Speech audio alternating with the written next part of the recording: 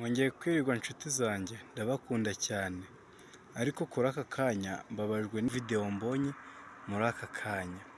Koko umukobwa umwari w'igihugu niwe ukwiriye kwambara gutya?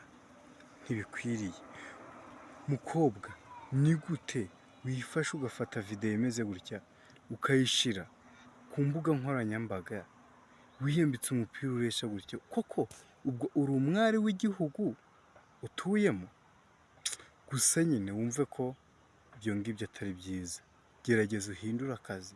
Ese koko ubu burere baguhaye nibwo koko cyangwa baragutuburiye? Babyeyi mwazajya mufata abana banyu mukabatoza imico myiza.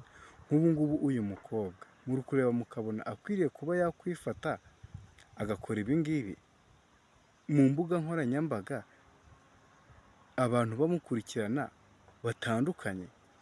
None ese koko niba imbuga nkoranyambaga zigomba kubaho kugira ngo habeho kuba twakwigishanya, ube wakwigisha mugenzi wawe, ube wakwigisha buri umwe wese ugomba kukureba, ubu ngubu hano inyigisho watanze ni iyihe?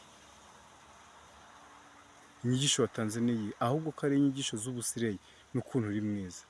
Wagerageza ugahindura ibyo gukora kutari mubi ku buryo ibintu byose bakubonaho babona ari bibi, ko ibintu wakora byose byasohoka ari byiza, ariko iki ngiki cyo wasohoye mva sister ntabwo ari byo tu. Gerageza uhindure, gerageza uhindure. Mwe n'abantu mwese mugerageza mutekereza no kuba mwakora ibintu bimeze nk'ibi ngibi, kubera iki?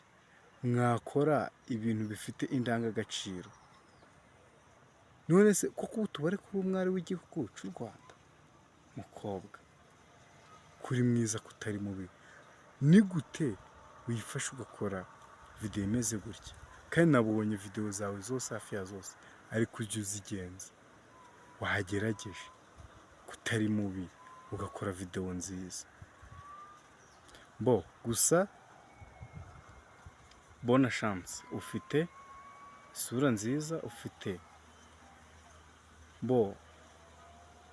ufite buri kimwe cyiza, ariko gerageza ugire ute uhindure imyitwarire yawe ku buryo n'uzakubona ejo hazaza azakubonamo umwari w'igihugu utuyemo.